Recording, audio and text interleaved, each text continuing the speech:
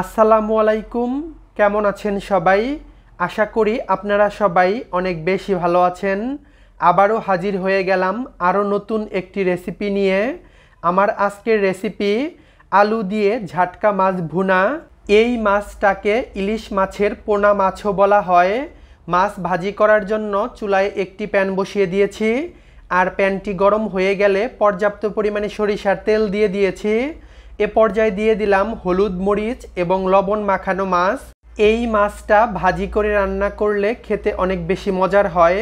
তো মাছের এক পাশ ভাজা হয়ে গেলে অপর পাশটাকে এভাবে উল্টে দিতে হবে, আর এই পাশটাকেও আমি 1 মিনিটের মতো ভেজে নেব। তো মাছ ভাজা হয়ে গেছে, এ পর্যায়ে আমি মাছগুলোকে উঠিয়ে নিচ্ছি। এই মাছগুলোতে প্রচুর পরিমাণে কাঁটা থাকে, আর তার কারণে মাছগুলো ভাজি করে রান্না করলে খেতে ভালো লাগে। এ পর্যায়ে সেই একই তেলের মধ্যে দিয়ে দিচ্ছি আলুগুলোকে আমি একটু ভেজে রান্না করব, আর তার জন্য দিয়ে দিলাম অল্প পরিমাণে হলুদ।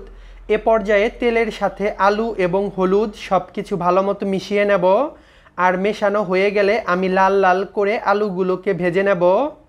এভাবে আলু ভাজি করে রান্না করে দেখবেন, খেতে অনেক বেশি মজার হয়। আর এ পর্যায়ে আমার আলুটা মোটামুটি ভাজা হয়ে গেছে। এখন দিয়ে দিচ্ছি 1 চা চামচ জিরা। এখানে আমি আস্ত জিরা দিয়ে দিলাম 1 চা চামচ। এতে করে রান্নার সময় দারুণ একটা ফ্লেভার অ্যাড হবে। এ পর্যায়ে জিরা এবং আলু দুটোই ভালো মতো মিশিয়ে একটু ভেজে নেব, যাতে করে জিরার ঘ্রাণটা বের হয়ে আসতে পারে।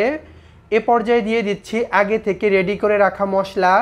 এখানে রয়েছে পেঁয়াজ কুচি, রসুন বাটা, মরিচের গুঁড়া, হলুদের গুঁড়া, ধনিয়া এবং জিরা গুঁড়া, আরও রয়েছে স্বাদমতো লবণ। এ পর্যায়ে আলুর সাথে সব কিছু ভালো মতো মিশিয়ে নেব, আর ঢাকা দিয়ে কষিয়ে নেব প্রায় 5 থেকে 6 মিনিট। 6 মিনিট পর এই 6 মিনিটের মাঝে আমি ঢাকাটা খুলে একবার নাড়াচাড়া করে দিয়েছিলাম। এ পর্যায়ে আবারও নাড়াচাড়া করে দিচ্ছি। আমার আলু এবং মশলা দুটোই কষানো হয়ে গেছে। এখন দিয়ে দিচ্ছি ঝোলের জন্য পানি। আমি এখানে আনুমানিক 2 কাপ ঝোলের জন্য পানি দিয়ে দিলাম। আপনারা কতটুকু ঝোল পছন্দ করেন সেই অনুপাতে পানিটা অ্যাড করে দিবেন, আর পানির সাথে সব কিছু ভালো মতো মিশিয়ে নেব। এ পর্যায়ে ঢাকা দিয়ে রান্না করব প্রায় 10 থেকে 15 মিনিট। 15 মিনিট পর ঝোলের পানি ফুটতে শুরু করেছে। এ পর্যায়ে দিয়ে দেব সেই আগে থেকে ভাজি করে রাখা মাছগুলো দিয়ে খুব বেশি একটা নাড়াচাড়া করা যাবে না, তাহলে মাছগুলো ভেঙে যাবে। আর এমনিতেই এই মাছগুলো অনেক বেশি কাটা থাকে, তাই বেশি একটা নাড়াচাড়া করা যাবে না। এখন দিয়ে দিচ্ছি একটা বড় সাইজের টমেটো। আমি টমেটোটাকে এভাবে কেটে দিয়ে দিলাম, আর এখানে টমেটো দিলে খেতে অনেক বেশি মজার হবে। এ পর্যায়ে সব কিছু হালকা মিশিয়ে আরও রান্না করব প্রায় 10 মিনিট। চলে এলাম 10 মিনিট পর। আমার রান্নাটা একদমই কমপ্লিট।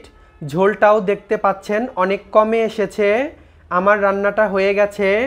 এ পর্যায়ে চেক করে নিচ্ছি সব কিছু ঠিক আছে। যদি কোনো কিছুর প্রয়োজন পড়ে তা এ পর্যায়ে অ্যাড করতে পারবেন। আস্ত কাঁচামরিচ দিয়ে দিলাম 3টা, এতে করে সুন্দর একটা ফ্লেভার অ্যাড হবে। তো কেমন লাগলো আমার আজকের রেসিপি তা অবশ্যই আমাকে কমেন্টে জানাবেন। আমার রেসিপিগুলো ভালো লাগলে আমার চ্যানেলটাকে সাবস্ক্রাইব করবেন, আর ফেসবুক পেজ থেকে দেখে থাকলে পেজটাকে ফলো দিয়ে আমার পাশেই থাকবেন। আবারও দেখা হবে নতুন কোনো রেসিপিতে। সে পর্যন্ত সবাই সুস্থ এবং ভালো থাকবেন। আল্লাহ হাফেজ।